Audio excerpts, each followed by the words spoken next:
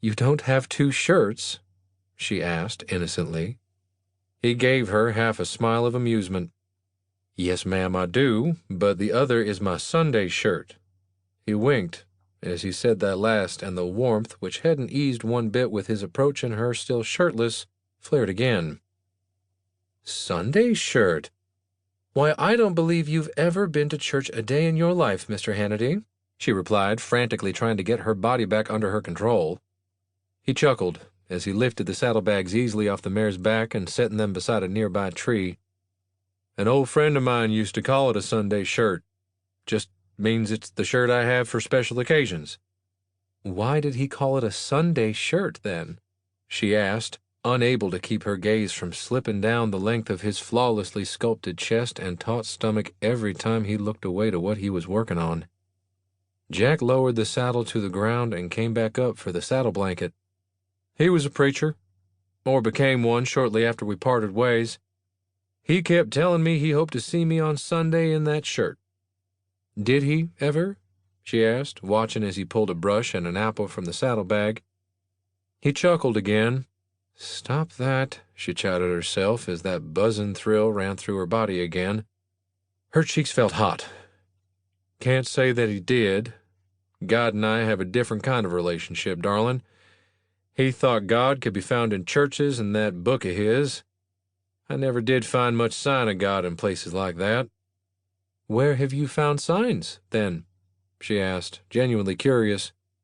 He handed the apple to Patriot, who eagerly snatched the treat as Jack began running the brush down her dusty, sweaty coat. Something about the way he touched and handled Patriot sent a different kind of warmth through her. Oh, all over, I'd say. In a warm sunset, in the richness of a good bourbon whiskey, in the howling of the coyotes on a lonely night. Just about any place a man can find a bit of peace. That's remarkably poetic, she admitted, emotionally moved despite herself. Don't go spreading that around, he said with a playful smile. No bounty's going to be afraid of a man who spouts poetry to pretty ladies in the middle of the day.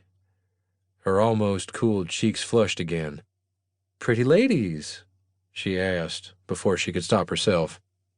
Jack paused, his eyes dancing in amusement in that infuriating way that set her heart fluttering, leaning on his arms across Patriot's back.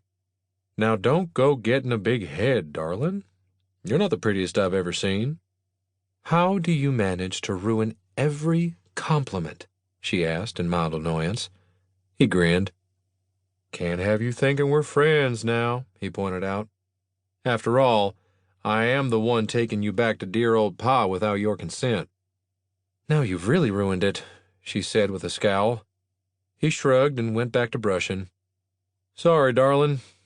Gotta keep some rules in place. Never get too friendly with a bounty. Then why do you keep telling me to call you Jack? She asked.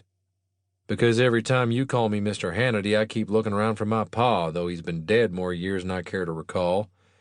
It's downright unsettling. You're a peculiar person, Mr. Hannity, she pointed out. His smile told her the observation was unnecessary, and he was already fully aware of that fact. That's for absolute certain, darling. He continued brushing Patriot as she turned and walked past him toward the saddlebags, where the pheasant had been tied. If it was lunchtime, the least she could do was help get things started. She wasn't certain if it bothered her more that he insisted on calling her darling, or that it didn't bother her half as much as it had just a few hours ago.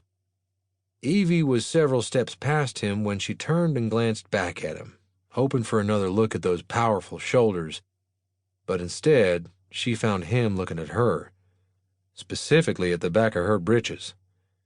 His eyes snapped up to hers the moment she turned her head, and he actually looked a touch embarrassed. He had been enjoying the view, she realized. With a smug smile, she cocked one hip to the side, looking at him back over her shoulder. Not the prettiest? She asked coyly. Ain't the ugliest either, he replied with a wink. She couldn't help it. She laughed. To keep listening to this audiobook, I've left you a link in the description so you can do it. at no cost thanks to Audible's 30-day free trial.